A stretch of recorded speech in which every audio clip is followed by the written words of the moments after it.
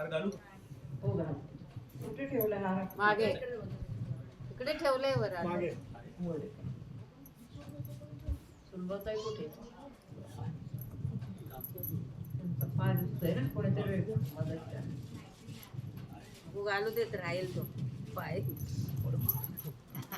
अनंत कोटी ब्रह्मांड नायक योगीराज जगद्गुरु महालक्ष्मी प्रेमल माता की जय।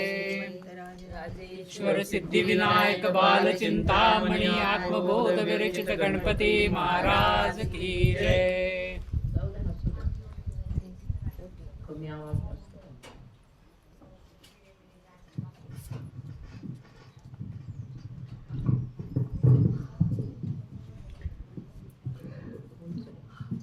वर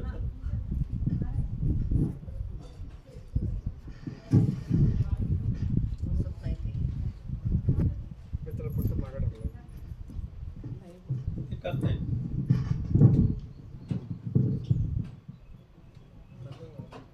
पाईप कर थोडे.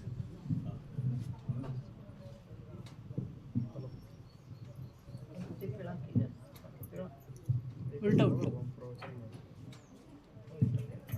बस.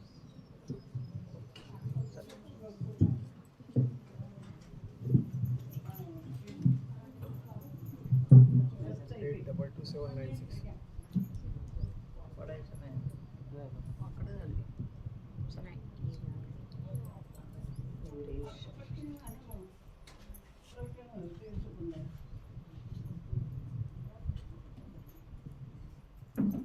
ओवी तुम्हाला सर्वांना समजलेली आहे प्रवचनाच्या आधी. म्हणून जाणते न गुरुगती. चतुर्थीच्या दिवशी सकाळपासून जो तो आपापली सेवा करत असतो, बरोबर. तुमच्या हाताला जे जे पडेल ती सेवा जो तो करीत असतो. पण माझ्या वाट्याला ही सेवा आलेली आहे. काय ही सेवा? प्रवचनाची सेवा. प्रवचन म्हणजे काय असते? बोध दिनांक सांग. 16 दिनांक 16/4/2025 बुधवार. आजच्या दिवशी संकष्टी चतुर्थी असल्यामुळे आपल्याला या प्रवचनाचा योग घडून आलेला आहे. तर मी असं म्हणत होते की सगळेजण सकाळपासून आपल्या हाताला पडेल ती सेवा करत असतात आणि मनापासून करतात. कारण या सेवेचा जो विभाग आहे तो पुढच्या महिनाभर आपल्याला अनुभवायला मिळतो, बरोबर की नाही? इतका सुंदर अनुभव असतो इथे एक दिवस सेवा करून गेल्याचा. तसं माझा पण अनुभव आहे. हा अनुभव आहे की इथली सेवा माझ्याकडे कोणती आलेली आहे? प्रवचनाची सेवा. मग ती नीट करायची महिन्यातून एकदा आणि तिकडे आठवड्यातून एकदा ही सेवा आहे. तेव्हा या सेवेला योग्य होणं हे प्रत्येक शिष्याचं जवळजवळ कर्तव्य आहे. पण इथे ज्यांचं लिहिलेलं असतं तेच या सेवेला योग्य होतात, बरोबर. ते लिहिलेलं आहे पाठीमागून. म्हणजे सटवीने म्हणा किंवा तुमचं काय कोणी लिहिलेलं असं भविष्य जे लिहितात ते पत्रिकेतच लिहिलेले.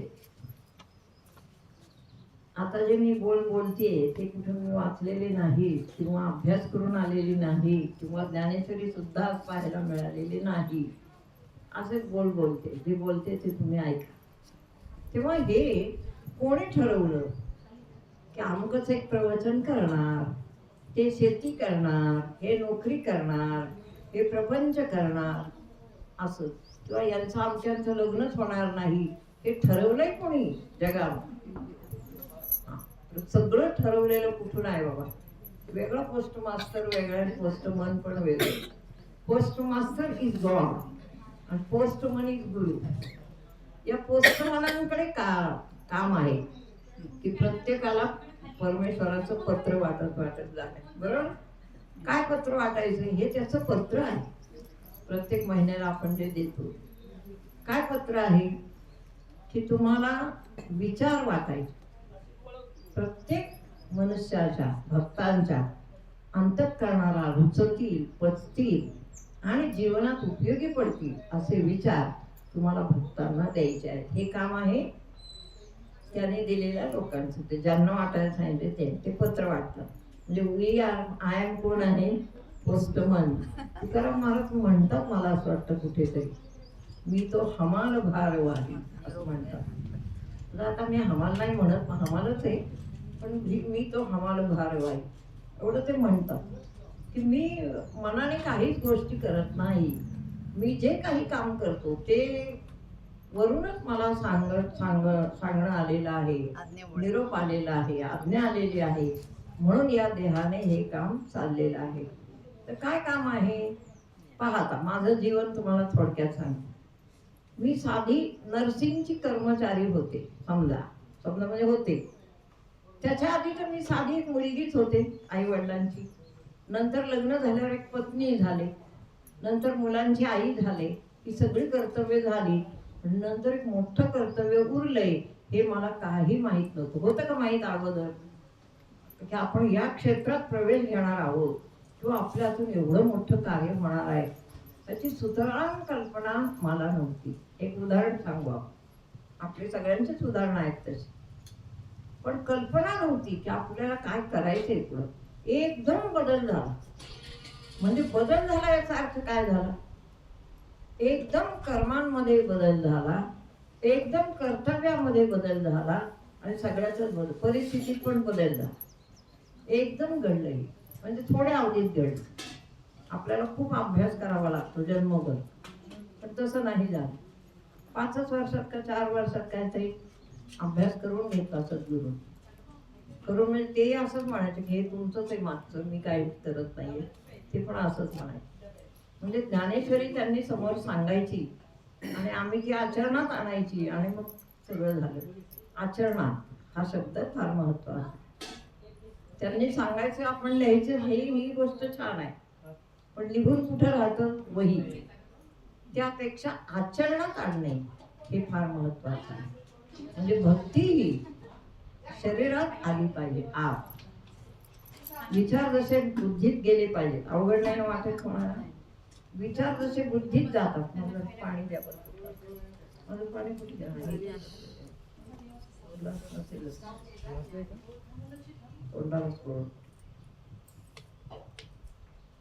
मयुरेश.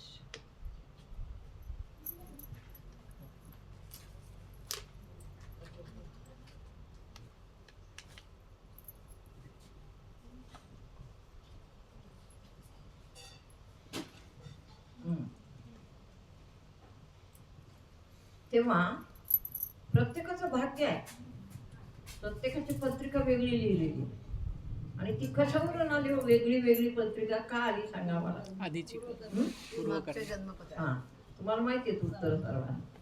वेगळी वेगळी प्रत्येकाची ही ईश्वरीय घटना आहे बघा. लिहिणारा कोण आहे, तो बाबा बसलाय. त्याने सगळ्यांचं पार उलट पालट करायचं, काय करतो कोणास ठाऊक, त्याचं त्यालाच माहिती. आणि शिवाय पुन्हा तो नामाने राहा, मैया मैं नहीं माखन खायू, पुन्हा असं म्हणतो. आईला सांगतो नाही मी नाहीच, तू बघ काय करायचं. असा आहे तो. म्हणजे आपल्याला कोणाला कळतो का, दिसतो का, अनुभवाला येतो का, त्याचं नाव मैया मैं नहीं माखन खायू. इतका तो अनभिज्ञ आहे, इतका तो स्वतःला स्वतंत्र आहे, आणि इतका तो काहीच कळणारा नाही, तरीही तो या कला पृथ्वीवर घडवतो. थोडं अवघड वाटेल बोलणं, पण समजावून घ्या. सद्गुरू कसा घडला एखादा, तिथं चालले बोल. म्हणून जाणतेन गुरु भजी, जाणता व्हायला पाहिजे, आणि त्याला पण गुरु भजायला सांगितलं. तो जाणता नाहीच, जोपर्यंत गुरूंना भजत नाही तोपर्यंत जाणता नाही. कळलं तुम्हाला. म्हणून जाणतेनो गुरु भजी, गुरूंच्या तिथपर्यंत येण्यासाठीचा प्रवास मी आता तुम्हाला सांगितलं. की ईश्वर जो आहे तो हे सगळे कला करून, कला नाही काय म्हणतो आपण, लीला, सगळी त्याची लीला आहे. हे आपल्या हातात काही नसतं. काळी सुई पण आता आपण उचलू अशी शक्यता मनुष्याने बाळगूच नाही. एक विदिन सेकंद मध्ये दुनिया इकडचं तिकडं होईल असं सामर्थ्य ज्याचं आहे तो, आपण कल्पना पण करू शकत नाही. अशा ईश्वराने हे आश्चर्य घडवावं हे आहे. मग काय झालं, साधी सरळ एक मुलगी आहे आणि त्या मुलीकडून एवढं कार्य तो करून घेतो आहे. आता त्याचं त्यालाच नवल वाटतंय, मला माझं नवल वेगळंच वाटतंय आणि आडनाव पण त्यांनी नवलेच दिलेलं आहे. किती त्यांची लीला फार अपार आहे, फार अपार. नवले घराण्यामध्ये मला दिलं ना लग्न करून, नवले कुठून आले? सगळं नवलच झालं. सगळं नवलच झालं आणि त्याच्यानंतरच गुरुजी भेटले ना, असं आहे. परंतु तोपर्यंत एक मात्र होत की स्वतःची, आता बघा स्वतःकडे आल्या मी, आता तिथपासून जवळ आलो, स्वतःची दिशा अभ्यासाची पाहिजे. एक, आता आपण काय काम करायचं ते ईश्वर त्याचं काम करतो. ईश्वर आपल्याला जवळ जवळ नेतो एखाद्या महात्म्याच्या, एखाद्या परिस्थितीच्या, एखाद्या कुठल्याही मोठ्या परिस्थितीच्या जवळ जवळ नेतो.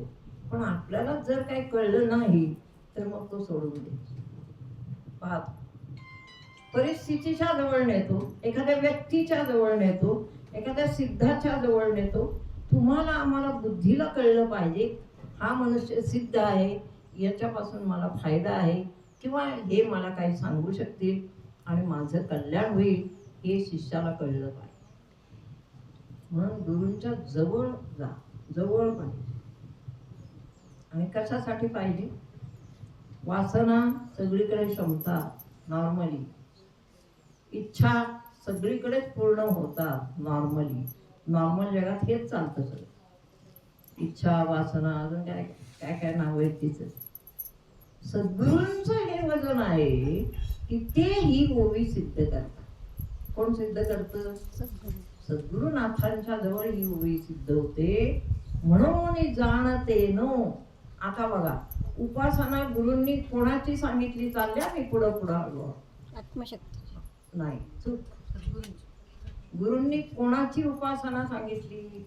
प्राणाची. अहो, गुरूंची उपासना सांगितली. म्हणून जाणते नो गुरु भजन. त्यांनी नाही सांगितलं देवाचं भजन करायचं, उपवास कर, ते काय 11 शुक्रवार कर. काय काय होतं? 11 शुक्रवार, अजून काय काय असतं? 12 मंगळवार, नाही का? एकादशा, 16 सोमवार, नंतर मिठाचे काय? आळणी मंगळवार. आळणी मंगळवार. बरोबर बरोबर, इट्स ओके. पुढे अजून अजून पांढरे बुधवार. पांढरे बुधवार. केलं नाही, ऐकून नाही. बुधवार कधी पांढरा झाला कोणाचं काय? म्हणतात असं आहे. पांढरे बुधवार. बरं, अजून चतुर्थ्या. चतुर्थीचं इट्स ओके. संतोषी माते. चतुर्थी बरं पुढे आल्यावर मनुष्य करतो. शुक्रवार. एरवी आयुष्यभर हेच करत असतो. पांढरे बुधवार, ते मार्गशीर्ष हा, मार्गशीर्ष गुरुवार. हे सगळं मनुष्य करतो, काय करत नाही असं नाही. प्रत्येक युगामध्ये म्हणजे जगामध्ये प्रत्येकच मनुष्य, सामान्यातील सामान्य मनुष्य हे उपवास करून आपली भक्ती दाखवतोच. मग ह्याचं काय होतं पुढे असं तुम्ही नाही विचार केला कधी? पुण्य वाढत असतं. काय बोलू नका. काय होईल? महाराज. खाली गेल्या. नाही आहे खरं. आज कोणीतरी आलं. जा जा, वरती वरती जा. हे त्याला तिकडे झालं, कळलं तुम्हाला काय झालं? हे सगळे उपवास झाले आपली. आता बघा, मी हळूहळू पुढे चालू. प्रत्येकाने केलेले उपवास त्याचं फळ मिळालं. खलास झालं, तेवढं फक्त. पुन्हा तुम्ही कोरे राहिला, पुन्हा पुढचा मार्गशीर्ष आला, पुन्हा पूजा केली, त्याचं फळ मिळालं, पुढे चाला, पुन्हा आला मार्ग. असं आयुष्य गेलं. एक आहे, एक फायदा याच्यापासून, ही व्रत वैकल्य जी तुम्ही आयुष्यभर केली त्याचा उपयोग तुम्हाला पुढच्या जन्मी होतो, या जन्मी नाही. पण एक आहे, पुढच्या जन्मी ईश्वराने आपल्याला मनुष्य जन्माला तरी घातलं. अजून मला सूक्ष्माती सूक्ष्म यायचं. म्हणून जाणते नो गुरु. गुरूंसारखी श्रेष्ठ शक्ती भजायची आहे. तिची उपासना, गुरूंची उपासना असते. बरं, भज म्हणजे सेवा.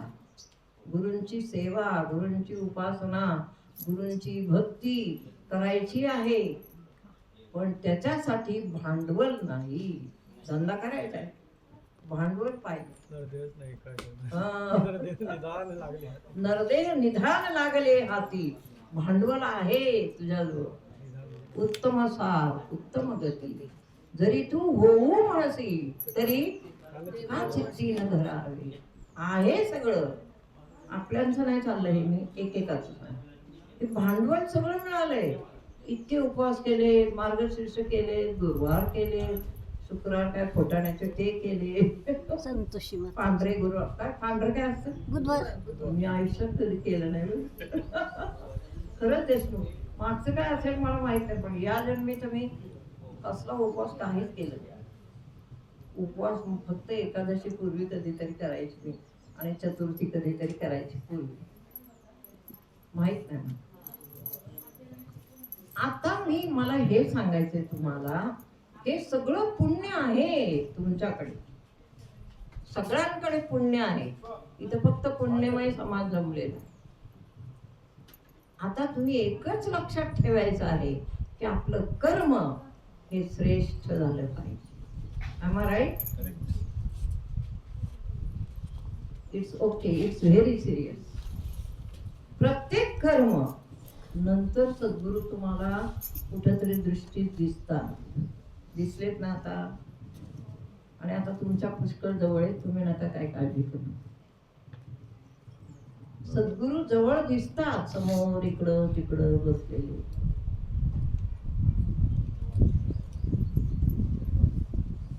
आणि त्यांची उपासना अवघड आहे की नाही गोष्ट.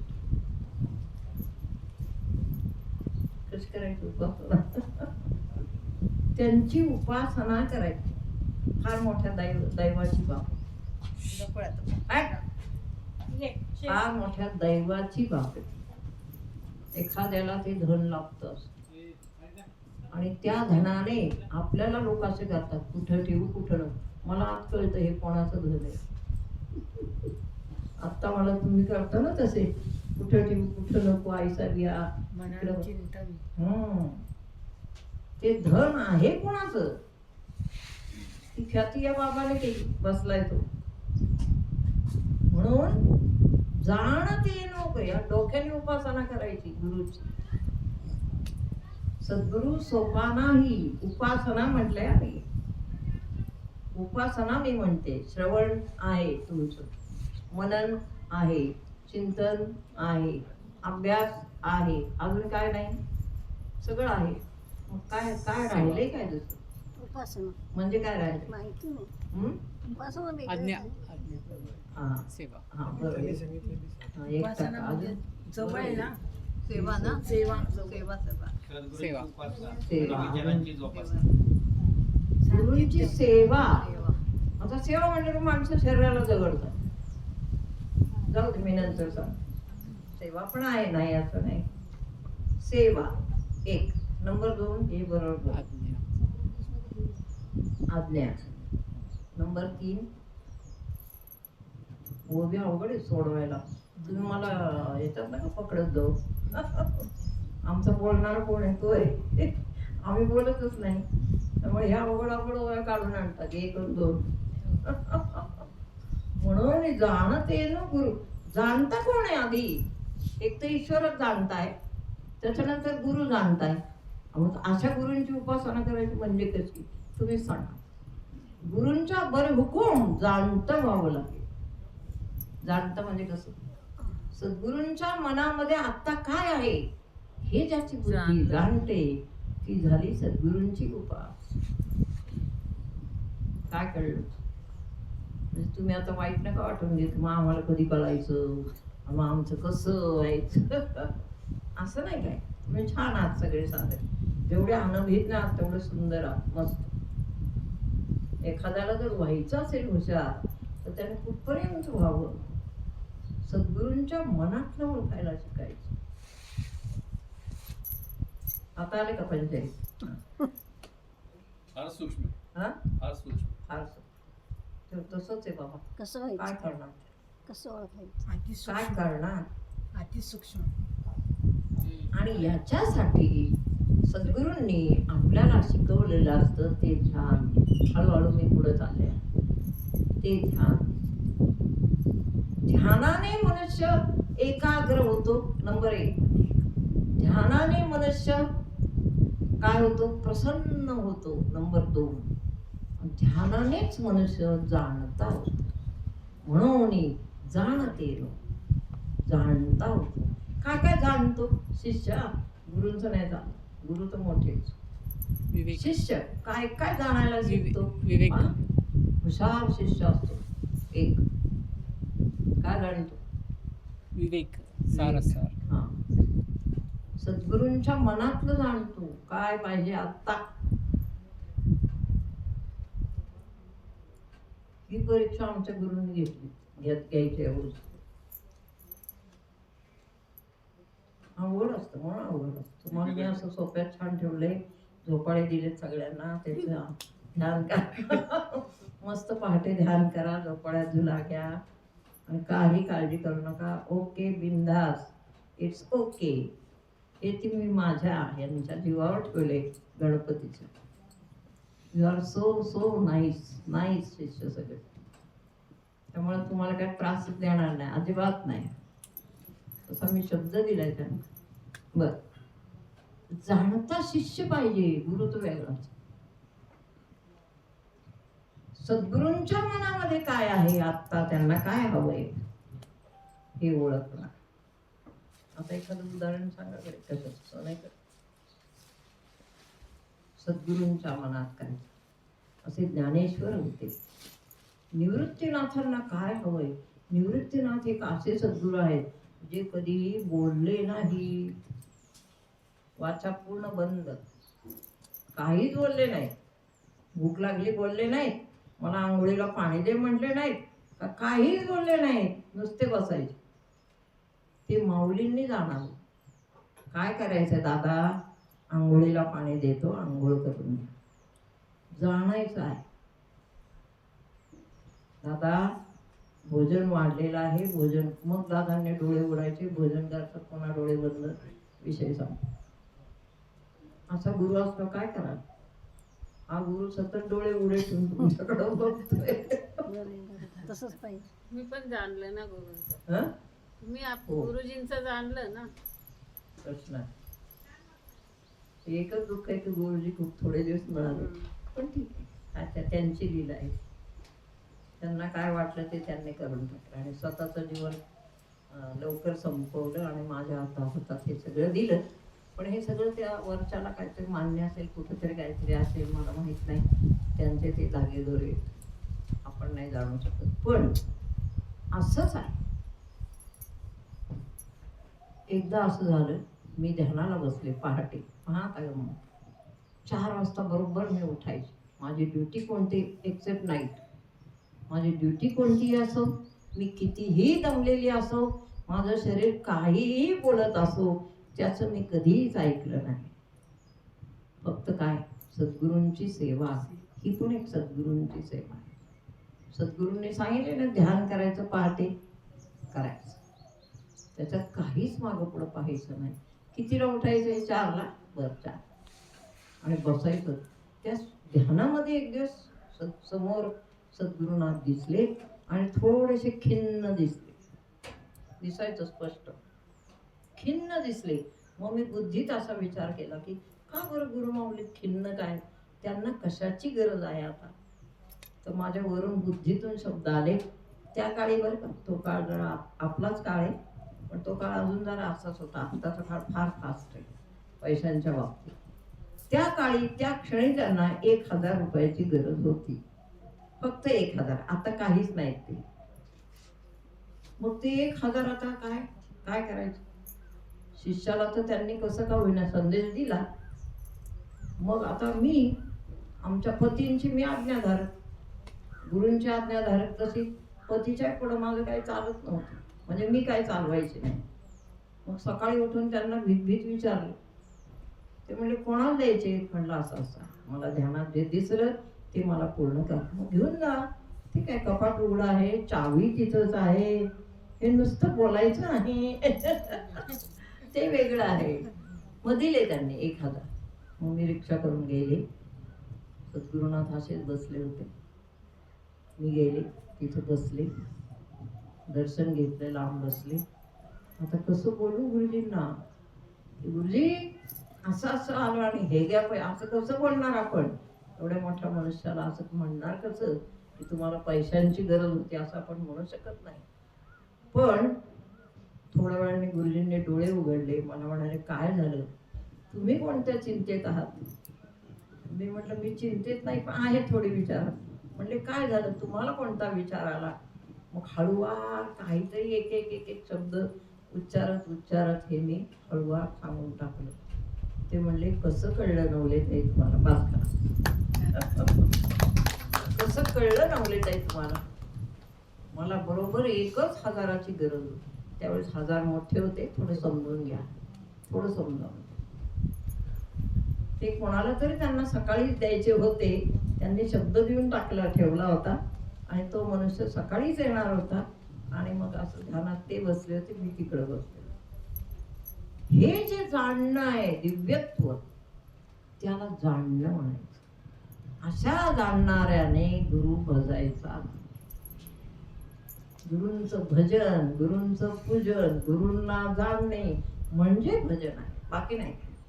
फार अवघड सांगते, क्षमा करा. तुम्हाला समजतंय ना सांगितलं? म्हणून जाणते नो गुरु. म्हणून पहिलं याला पथ्य आहे कर्म स्वच्छ, दुसरं पथ्य आहे सतत ध्यानाची हजेरी, तिसरं पथ्य आहे ते कर्मांचंच पथ्य आहे सगळी, ती तुम्ही समजावून. तिसरं पथ्य आहे मनात कुठलंही जळमट कधीही आपल्या गुरूंबद्दल येता कामा नये. चौथा आहे मनात कोणतीही आपल्या सद्गुरूंच्या बद्दल वासना येता कामा नये. हे जे आहे ना फार महत्वाचं, खूप महत्वाचं. आता गुरूंच्या बद्दल वासना कुठली तशी काय आपल्याला कोणी नाही असं, पण सांगते समजा की सद्गुरूंचं चिंतन करायचं असेल तर त्याच्यात पवित्रता पाहिजे. सद्गुरू कसा आहे? पवित्राणाम पवित्रैन. देव म्हणतो तुम्ही माझी पूजा केली नाही तरी एक वेळ चालेल.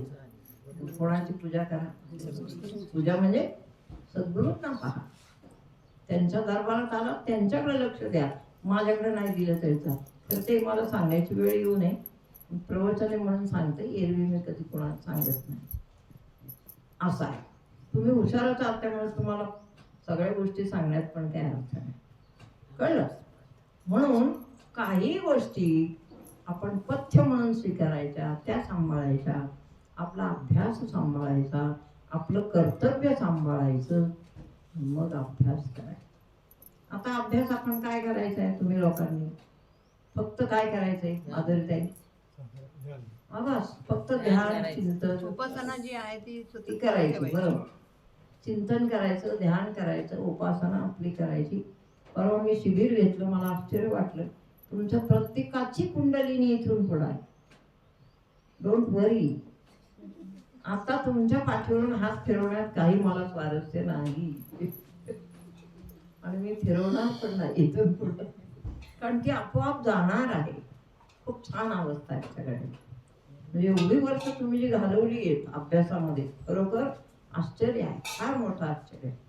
बाळकृष्णानंद गुरुकुल आश्रम मध्ये इतके शहाणे सुरते श्रोते आहेत आणि त्यांची कर्तव्य सांभाळून अभ्यास कसा करतात याचं उत्तम उदाहरण आपल्या हॉलमध्ये आहे, आपल्या इथं आहे. याला म्हणायचं शिष्य, यालाच म्हणायचं अभ्यास, यालाच म्हणायचं कर्तव्य करून कसं परमार्थ करायचा. हे सगळं तुमच्यामध्ये मला दिसतं. खूप छान आहे.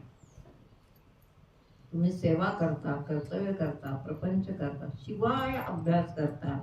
आणि म्हणून कुंडलिनी शक्तीने मला काय केलंय, सर्टिफिकेट मला सगळ्यांचं समजलं. त्या इतका आश्चर्याचा धक्का बसला मला, खरोखर आश्चर्याचा धक्का बसला. इथे तर काहीच नाही शिकवण्यासारखं, काय शिकवतो.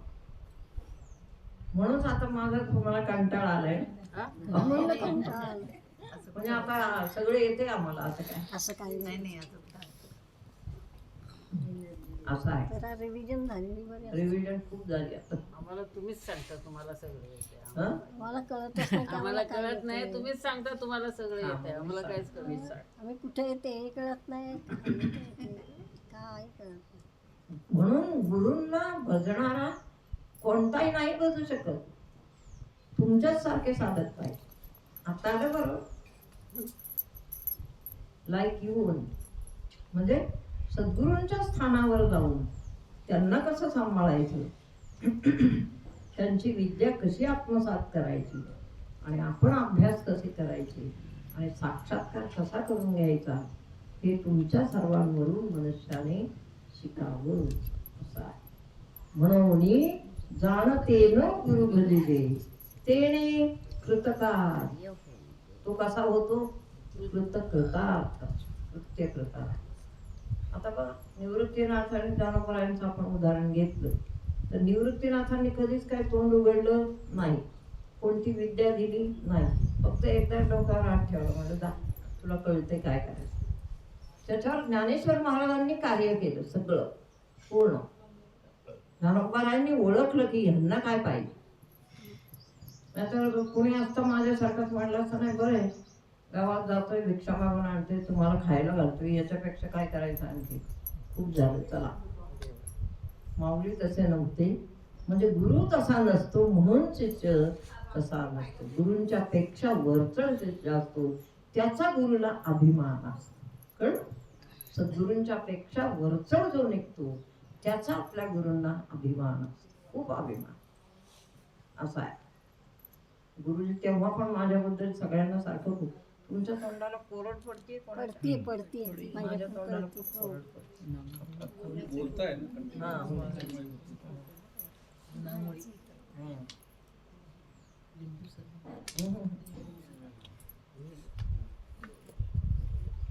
लिंबू सरपत होते. लवंग किंवा खडीसाखर. लवंग किंवा खडीसाखर. बघू ना लिक्विड. तेव्हा असं आहे. आता मला एक सांगा, इथं ही पायरी जी आहे तुम्ही आम्ही करतोय खूप उच्च आहे. जगात कुठं असं नाही. कुणी आलं आणि त्यांनी पाहिलं ना ऐकलं ना आपलं, ते म्हणतात नाही जगात कुठं असं नाही. नाही हे बरोबर. मग म्हणे हे लोक कसे करतात मला विचारतात. मी म्हणलं ते तुम्हाला तुमच्या आले लक्षात तर बघायला जाऊ दे. काय सांगणार त्यांना, आपण सांगू शकत नाही त्यांना. म्हणून प्रत्येकाचं कर्म इतकं खोल आणि शुद्ध स्फटिकासारखं स्वच्छ. प्रत्येकाचं मन, ज्या मनामध्ये ईश्वराच्या सर्व प्रतिबिंबांची प्रतिबिंब आपल्या मनामध्ये पडतायत, तो आरसा आहे. त्याला हाणा बाय तुम्ही आता मध्ये कशाला डिस्टर्ब केला हो बाई.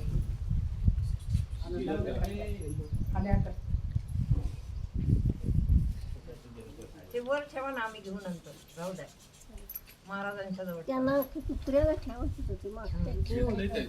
खाल्ले त्यांनी मुंग्या होते 5. नाही हे येतात मासे येतात. कुठे टाकले बहादुरी त्यांनी टाकले. आता हा जन्म आहे, हे इथं काय येते सांगा मग. बाकीची कुत्री नाहीत का?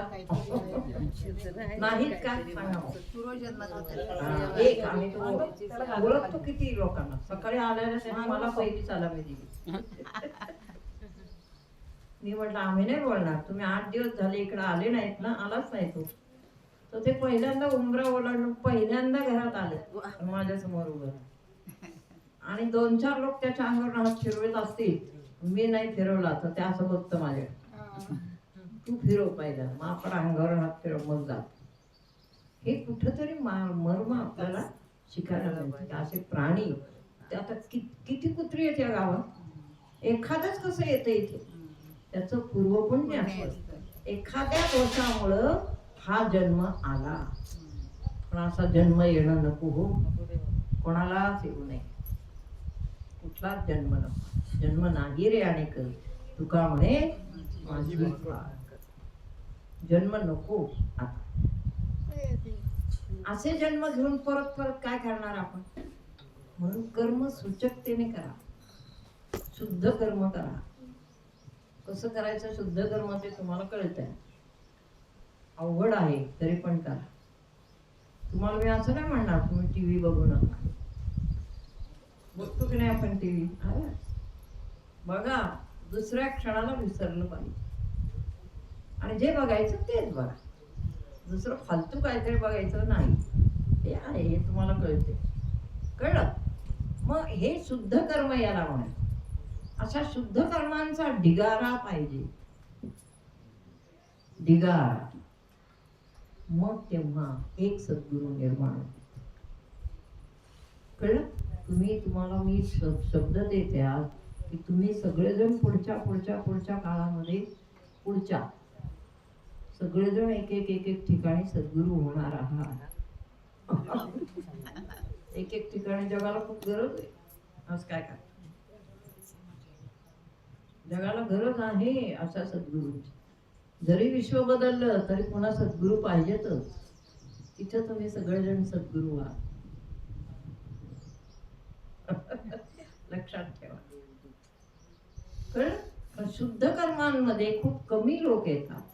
म्हणून जाणते नो, हे सगळं जाणणारा जो शिष्य असतो त्याला सद्गुरूंची सेवा मिळते. म्हणून जाणते नो गुरु भजे. आता गुरु भजा म्हणजे काय करा? गुरुचं भजन करा. काय करा? सद्गुरू जे सांगतात ते डायरेक्ट इथे ठेवा, इथे नाही. डायरेक्ट बुद्धीत गेलं पाहिजे. ती उच्च भक्ती आहे. डायरेक्ट बुद्धीत गेलेल्या शब्दांचा आपल्या बुद्धीवर परिणाम होतो. बुद्धी सतेज होते. मन सतेज आहे, बुद्धी सतेज आहे, चित्त सतेज आहे. हे सगळं आहे. पण पहिली कोण आहे अर्जुना? प्रथम जाण बुद्धी, जे तेज तत्वाची आधी. पुढं जीवया आत्मयाची संधी, सत्वगुणाची वृद्धी निरंतर. हा योगीचा शेवट. बुद्धीवर आपलं सगळं आहे. बुद्धीवर काय आहे? ही बुद्धी दिली आहे देवाने.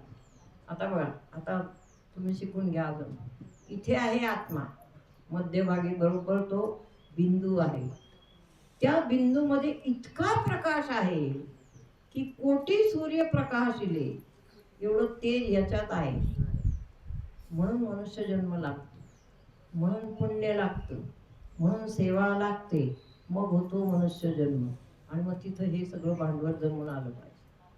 देवाला किती त्रास होता असेल, असलं भांडवल द्यायचं, तसा मनुष्य द्यायचा, तसेच त्याचे हात पाय डोळे सगळं छान करायचं, मग त्याच्या बुद्धीत तेज घालायचं, मग त्याला सगळी सद्बुद्धी. त्याला किती त्रास होत असेल असं आहे. म्हणून हे सगळं आपल्याला जोडून येतं एखाद्या देहात. मग कृतकार्य होईल. कृतकृत्यता मनुष्याला कधी येते की बाबा आता मला कोणतंच कर्म करायचं उरलं नाही. जे काय उरलंय ते हे आहे. उरलंय फक्त एकच कर्म करीतच नाही असा कोणी प्राणी नाही. कर्म करतो.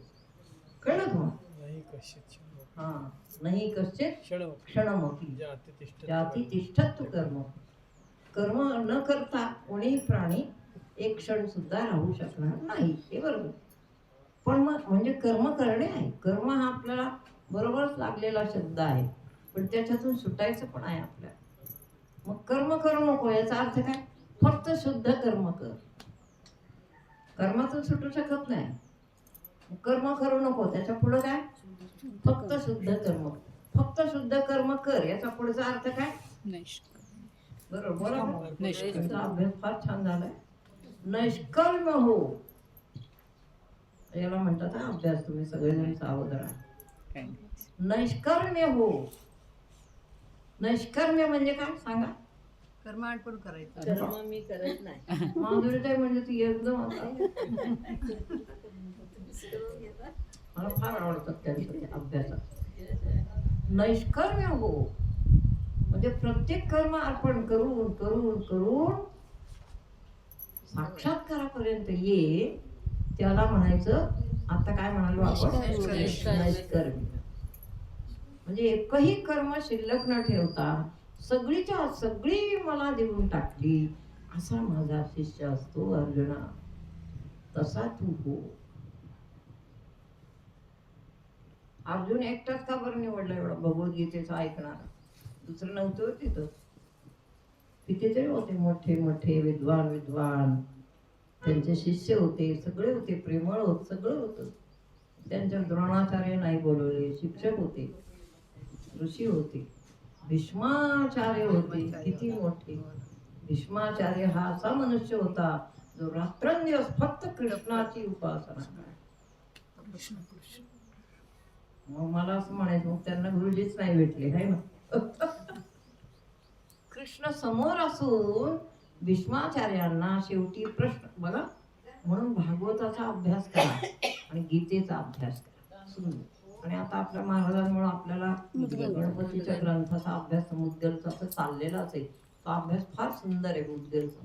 त्याच्यात हेच दाखवलं की तुम्ही किती मोठं कर्म करा, शेवटी ते कर्मच आहे. कर्माशिवाय मनुष्याला इलाज नाही. तहान लागली पाणीच प्या, अमृत जरी प्यालं तरी उपयोग नाही. म्हणजे कर्म जे आहे तसंच त्याला उपाय करा. तसं भीष्म महाराजांनी कित्येक पुण्य केली, कित्येक त्यांचं पुण्य आहे पूर्वीचं, त्यांचा इतिहास आहे. संपूर्ण महाभारताच्या कौरव कुळासाठी जन्म घालवला आणि भगवंताचे एकमेव उपासक आहेत महाभारत. ज्ञानी उपासक. हा, गुरु नव्हते. हा, गुरु नव्हते. त्यांचे ते पण ज्ञानी उपासक, गुरु नव्हते. करेक्ट. गुरु नव्हते परशुरामांचे त्यांना. शिष्य होते ना, परशुरामांचे शिष्य होते. नाही, म्हणून गुरुच नव्हते. शिष्य परशुरामांचे शिष्य होते ते. गुरु होते. म्हणजे परशुराम गुरु होते त्या. पण परशुरामांनी अध्यात्म धनुर्विद्या. शिकवलं. बाकीच्या अस्त्रविस्त्र कशी धनुर्विद्या. हा एवढा आहे. हे आहे ना मध्ये. ज्ञान नाही शिकवलं. माहित नाही मला. मी तरी प्रत्येक काळात कुठे होते काय माहिती.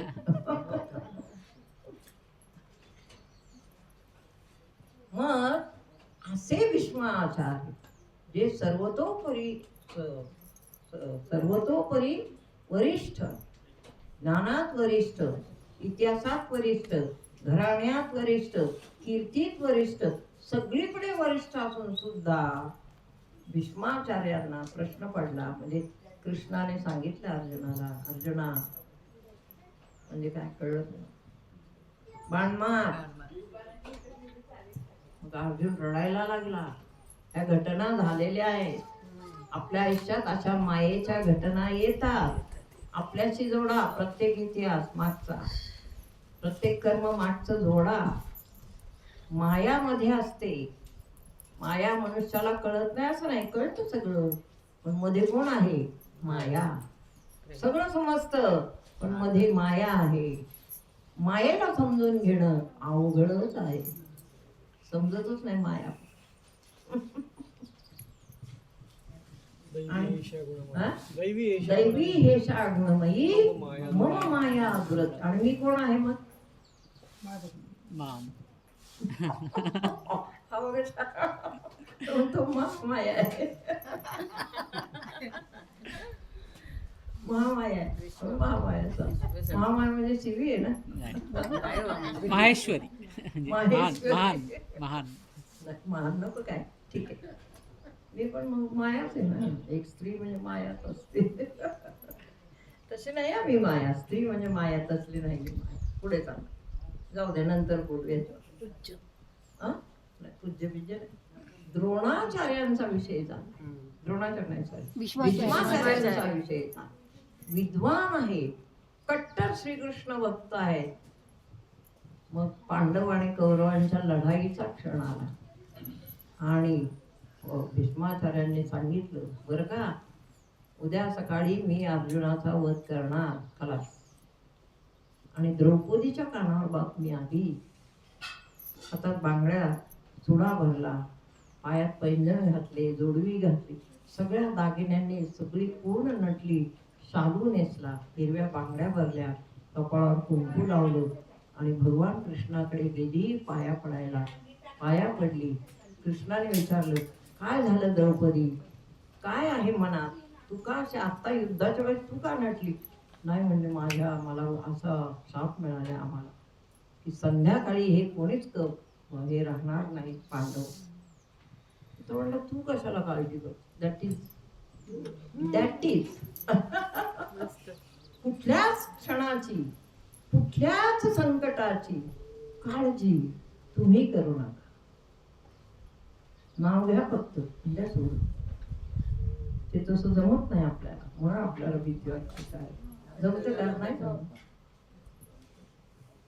काय जमत मग तुमचं काय बाबा, नाव घ्या आणि द्या सोडून. हं? द्रौपदीच्या डोळ्यातून 2 अश्रू खळकन खाली पडले. कृष्णाला रडू आलं, द्रौपदीलाही रडू आलं. कृष्ण म्हणला, थांब, तू काय तसं बोलू नको. सांगेन गोष्टी युक्तीच्या चार. बस. त्यातली एक युक्ती यांनी बाहेर काढली, यांना काहीच कमी नाही. म्हणाले, आता माझ्या जसं पाया पडलीस तसं तिकडे जा. आणि ते केव्हा जा? पहाटे 4 वाजता. भीष्मराज ध्यानाला बसलेले असतात, ध्यान माझंच करतात, मीच तुला त्यांच्याकडे पाठवत आहे. आणि हे सगळं घातलेच सांगा, तशीच जा सुवासिनी, छान बोल, थोडासा पुढं पदर घे, मुख दिसून देऊ नकोस आणि जा. 4 वाजता द्रौपदी गेली हळूहळू त्यांच्या दालनामध्ये.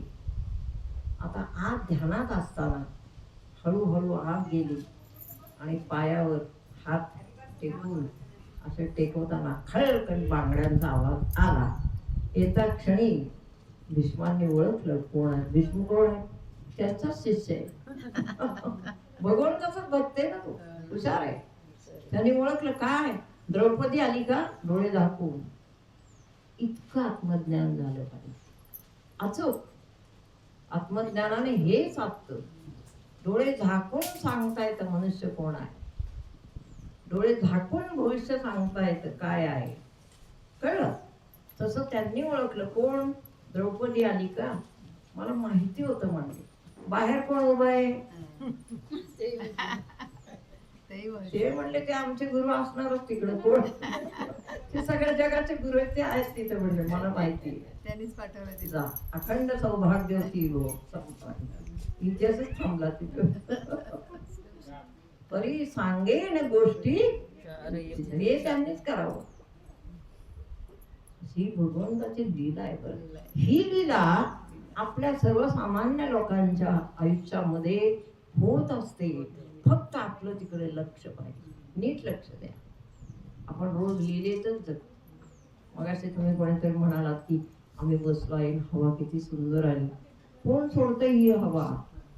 लक्ष द्या. भगवंत व्यापक आहे. तोच हवेला सांगतो, तोच वाऱ्याला सांगतो, तोच उन्हाला सांगतो, तोच परीक्षा घेतो, तोच नापास करतो, पुन्हा तोच पास करतो आणि तोच उत्तीर्ण करतो. आकाशी सर्वत्र वसावे, वायूने नाव भरी उगे नसावे.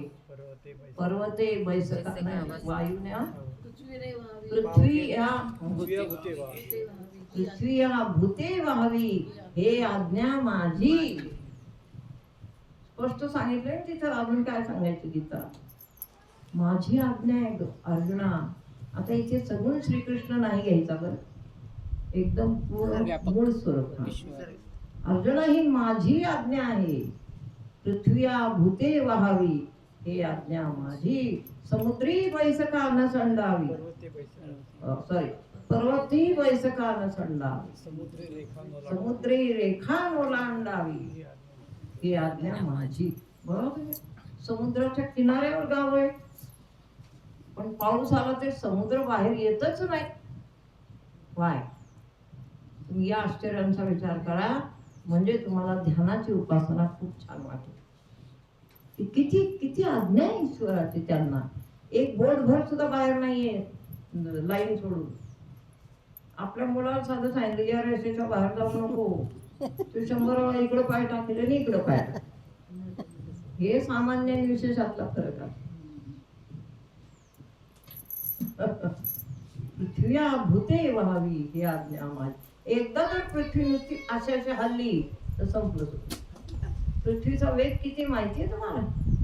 इतका वेग दिलाय पृथ्वीला एका फिरणाऱ्या वस्तूला की त्या अतिवेगामुळं आपण स्थिर आहोत असं आपल्याला वाटतं.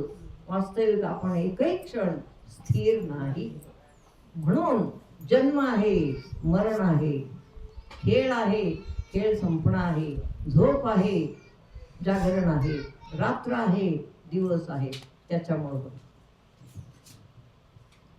ही सगळी ईश्वराची लीला आहे.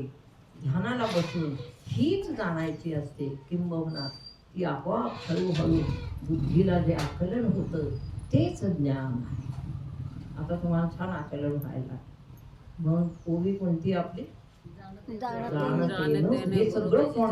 आणि शिवाय एवढं ज्ञान झालं प्रगल्भ एखाद्या शिष्याला तरी त्याने मूळ नाही बरं विसरायचं.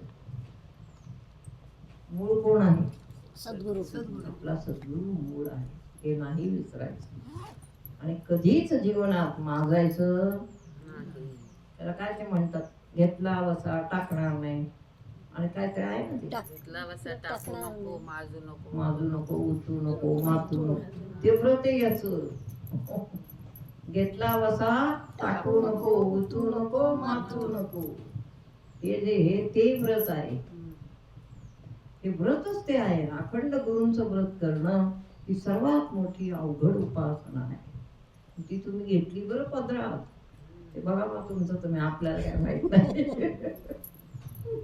मला तुमचा खूप अभिमान आहे सर्वांचा की तुम्ही तुमच्यासारख्या म्हणजे गृहिणी आहेत, शिकलेले आहेत सगळे छान, काय काय नोकरदार आहेत, काय काय सगळं करून येतं, तरी पण सगळे किती छान आहेत ते मलाच माहिती आहे. तुमच्यामुळं आमच्या किरणनी त्या ह्याच्यासाठी एवढा मोठा त्याग केला, विचार करा. फक्त या कारणाचा. त्याला जीवनात काही कमी नाही आणि पडणारे नाही. थोडंफार संघर्ष मनुष्याला करावा लागतो, नाही असं नाही, पण कधीच जीवनात काहीच कमी पडणार. जिथे तो पाय टाकी तिथे तिथे रिद्धी सिद्धी बुद्धी सगळं सगळं उपस्थित असेल. तुम्ही सगळेजण जिथेच पाऊल टाका तिथे सगळं उपस्थित असेल असा तुम्हाला सर्वांना माझा आशीर्वाद आहे. कळलं? केवढा मोठा आशीर्वाद मिळाला. म्हणून जाणते येणं, हे सगळं जाणून गुरूंची उपासना. सद्गुरु कोण आहे, कुठून आला, आपली त्याची भेट कशी झाली, किती आश्चर्यकारक रित्या झाली, हे लक्षात आणा. पुन्हा पुन्हा पुन्हा यायला नाही मिळालं, गुरूंना आवाज द्यायचा.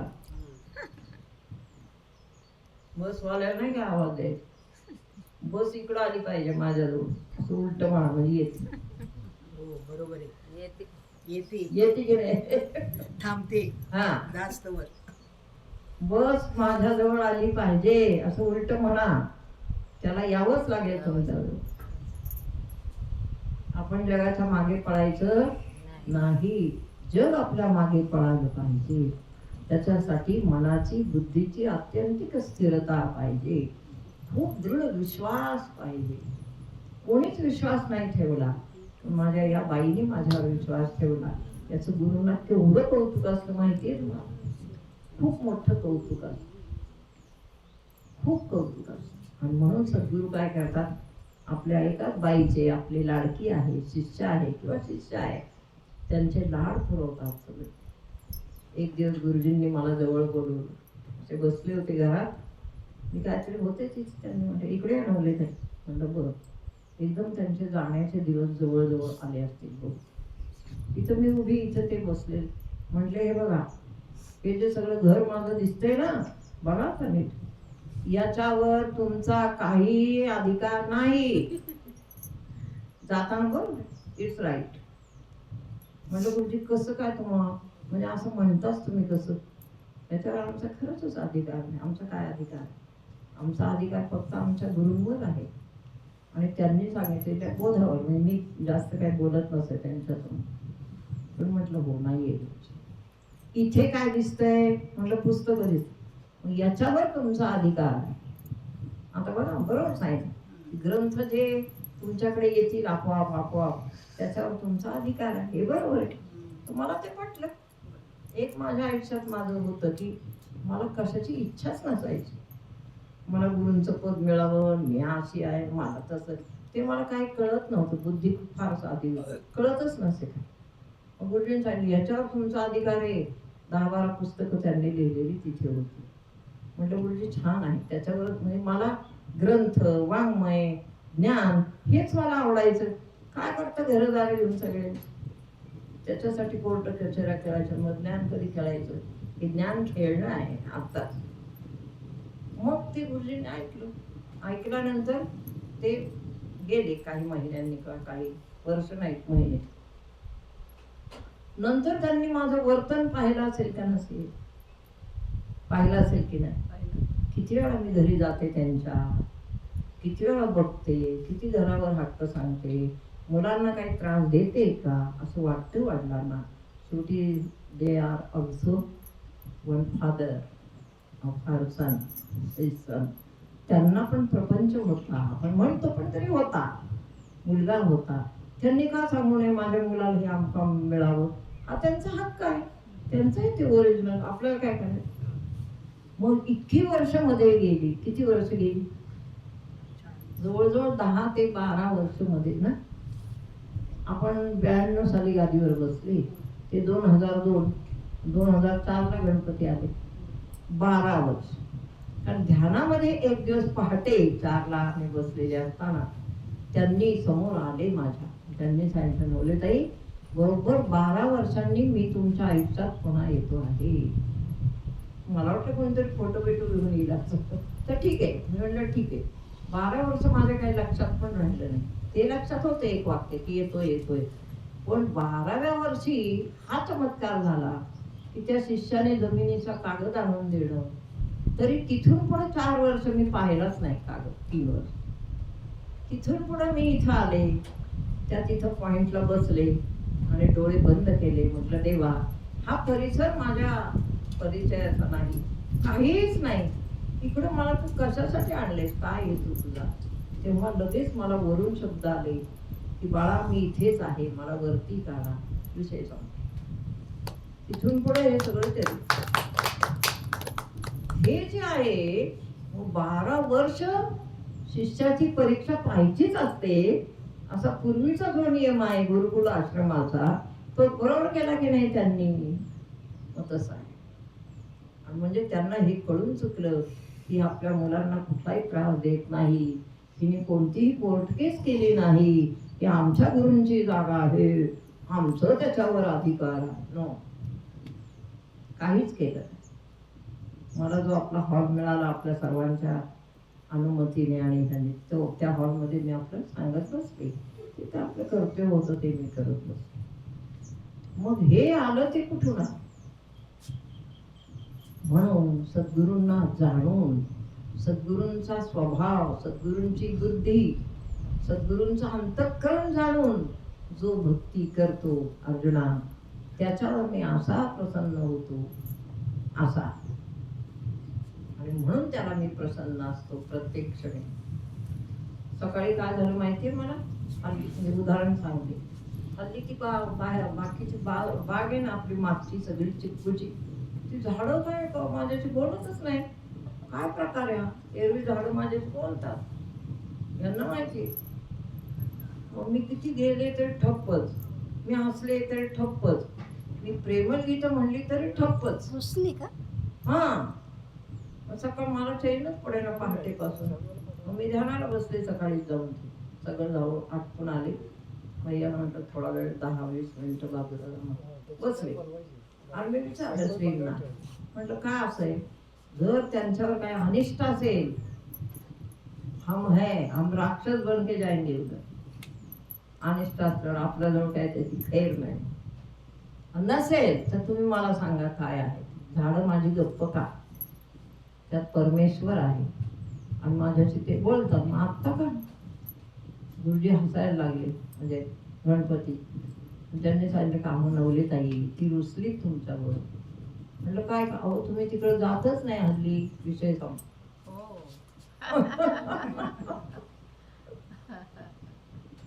ते रुसले. काय असतं सांगू का, अशा एखाद्या ठिकाणी कोणी साधू मुनी, कोणाचे शिष्य पुरुष असे जन्म घेऊन त्यांना हे जन्म लाभलेले असतात. एखाद्या मनुष्याला तपश्चर्या करून एखाद्या हा जन्म लाभलेला असतो. आता उदाहरणार्थ शमी मांदार ही 2 झाडं जी आपल्याकडे आहेत ते त्यांना शाप आहे पा, अशी झाडं आहेत. त्यांना का शाप आहे? शमी आणि मांदार दोघं जण मुलगा मुलगी आहेत त्या काळी. आता येईल गोष्ट आपल्या ऋषींची मुलं आहेत ती. अरण्यामध्ये 2 ऋषी राहायचे, त्यांची 2-3 मुलं आहेत. यथावकाश त्या तो ऋषींनी या दोन्ही मुलांचा विवाह लावून दिला. शमी मांदार एकमेकांना हे आहेत, काय म्हणतो आपण, हा म्हणजे अनुकूल आहेत, चांगली आहेत, अनुरूप आहेत. तर विवाह झाला आणि मग पूजेच्या वेळेला शेजारी पलीकडे राहणाऱ्या ऋषींना, इथून बोगगाव इतके, त्यांना दोघांना सांगितलं तुम्ही बोलवून आणा, आमंत्रित करा काही ऋषींना. तेव्हा ते 2 ऋषींना आमंत्रित करायला गेले. तर तिकडं ते भृगू नावाचे, भृगू नाही का, ऋषुंडी नावाचे ऋषी होते. यांना काही माहित नाही पोरांना, या साधी मुलं. त्यांची सोंड इथून आली होती बा, अशी सोंडा फार भुरकुटी मध्यातून पाहता क्षणी ती पोरं फिदी फिदी फिदी फिदी हसली. आता कोणताही गुन्हा असला तर मी सोडून देते. स्त्रीची जी जात असते ना ती खूप कृपाळू असते. पहिली कोणती स्त्री आपल्या नातवाने कोणती खोड केली तरी आपण जास्त काळ ते लक्षात ठेवू शकत नाही, कारण आपण कोण आहोत, आजी आहोत, स्त्री आहोत. तसं ते भृशुंडी ऋषींना खूप क्रोध आला. त्यांनी सांगितलं की नाही नाही नाही, हे काय झालं, तुम्ही आम्हाला बोलवायला आला तर तुम्हीच आमच्यावर हसलात, हे बरोबर नाही. आता कालांतराने तरी त्यांना म्हणायचं नाही बाबा न जाऊ द्या, पण त्यांनी काहीच ते केलं. ते त्यांच्याकडे गेले, बोलवलं होतं तिकडे त्यांच्या वडिलांकडे, आणि तिथं जाऊन त्यांनी क्रोध प्रगट केला. त्यांनी सांगितलं हे बघा तुमच्याच समोर मी यांना शाप देतो.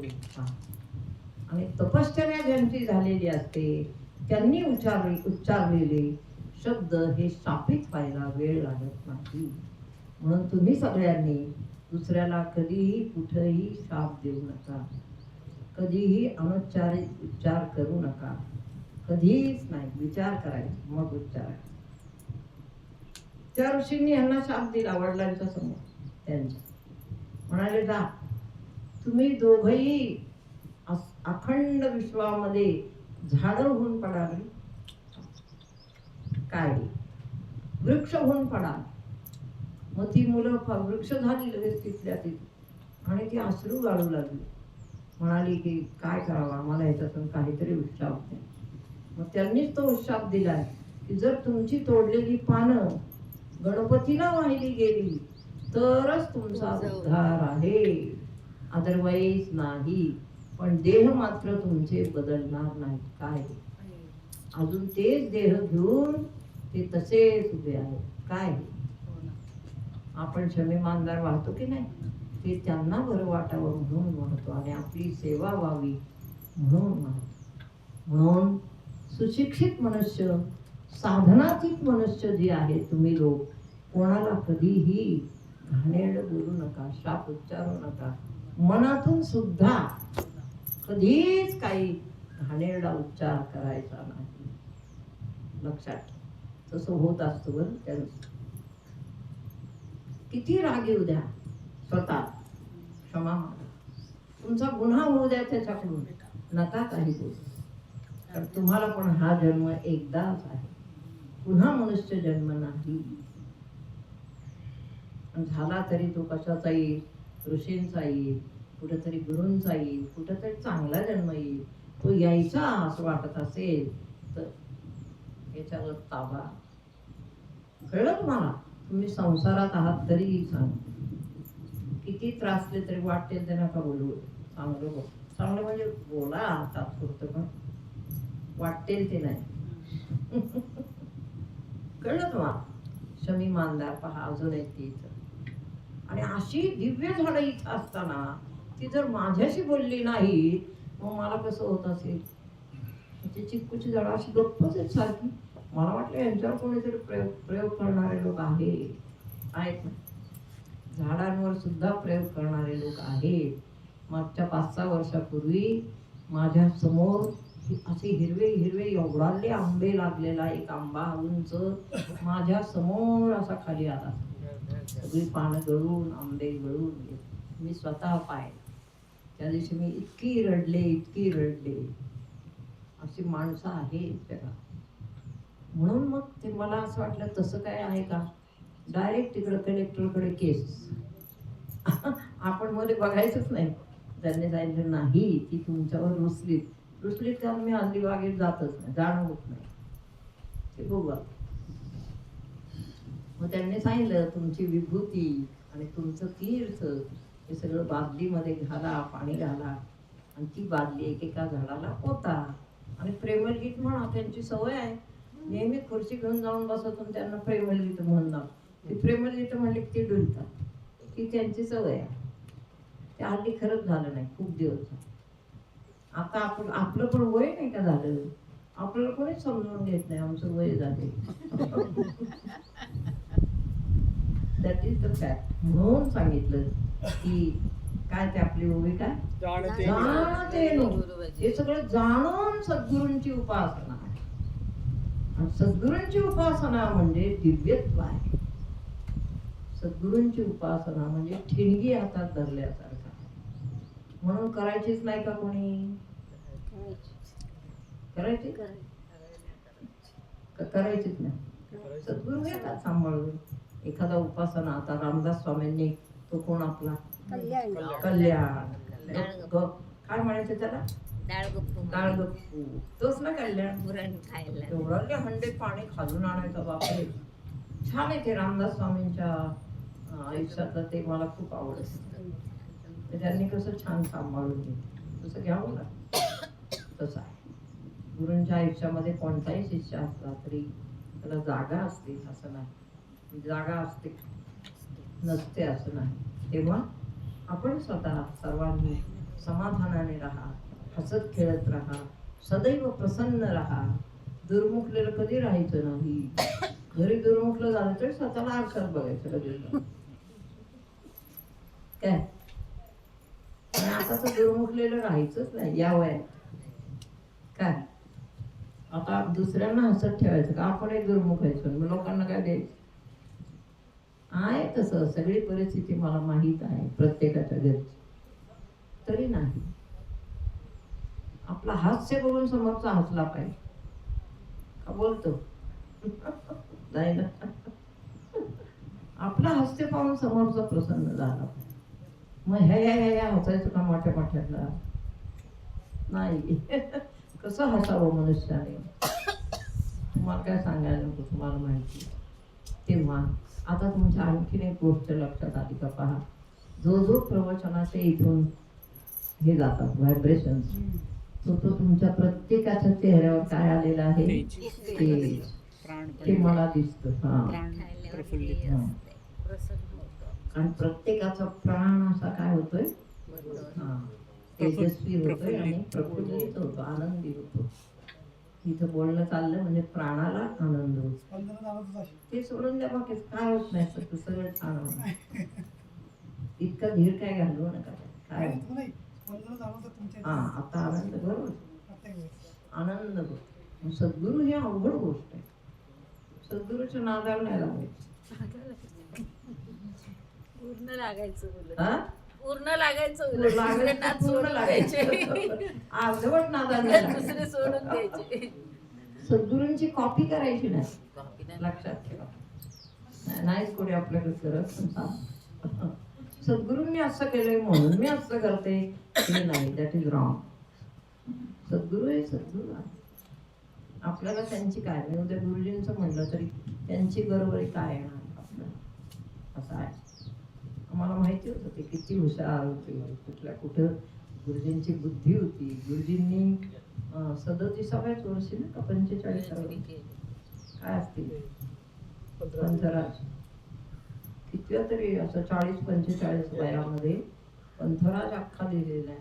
PhD केली. आणि तेच गुरुजी मला आता ध्यानात येऊन सांगतात, बाळा तू पंथराज लिही तुझ्या भाषेतला जो सर्वांना आत्ताच्या लोकांना कळेल म्हणून तुमच्या भाषेतला पंथराज आता तुम्ही लिहा. मी ध्यानाला बसते पुन्हा पुन्हा, पुढं काय लिहायचं असं विचारतो, ठप्प. काहीच नाही. मग मला कळतं काय काय विचारून फायदा नाही. पण जर माझ्या अजून एखादं छान लिहिला गेला ना एखादा पॅरेग्राफ, तर ते प्रगट असतात समोर. कळलं? त्याच्यापेक्षा जास्त काय सांगू. म्हणून जाणत येणं गुरुबजी दे, तेने कृतकार्य होईल. जैसे मूळ जैसे मूळ संचन हे मूळ सिंचन आहे झाडाचं. हे काय आहे? अभ्यासाचं मूळ सिंचन आहे. मुळाला पाणी हे मूळ जर जोपासलं तर फळ चांगली.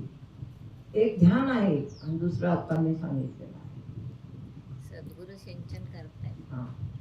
कर्म झालं की ते अर्पण झालंच नाही. तुम्ही तर केलेलं आहे तेच. मला खूप अभिमान वाटतो तुमचा सर्वांचा.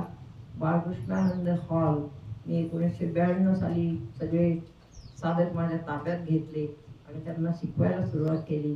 पण आज 2000 किती साल आहे? 25 साल आहे. साधक परिपूर्ण झालेले आहेत असं मी जाहीरच करते आता. पण मला खरंच तुमच्या सगळ्यांचा खूप अभिमान आहे की परिपूर्ण आहात तुम्ही सगळे लोक.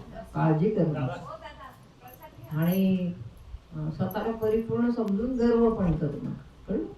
गर्व केला की जे परिपूर्ण आहे असंही म्हणू नका. तुम्ही नका काय मी म्हणते. कळलं? आणि अजून आपल्याला अभ्यास करायचा आहे. परिपूर्ण म्हणजे पूर्ण झालो नाही आपण, पण परिपूर्ण जरी गुरूंनी म्हटलं तरी त्याच्या जवळजवळ आपण आहोत. आता प्रत्यक्ष आत्म्याचं तेज दिसेल तेव्हा समजायचं तर परिपूर्ण. कळलं? असं समोर बसलं की तेजाचा लखलखाट दिसला पाहिजे तेव्हा म्हणायचं तो साधक कसा झाला. तिथपर्यंत तुम्ही जवळजवळ आलेली आहात.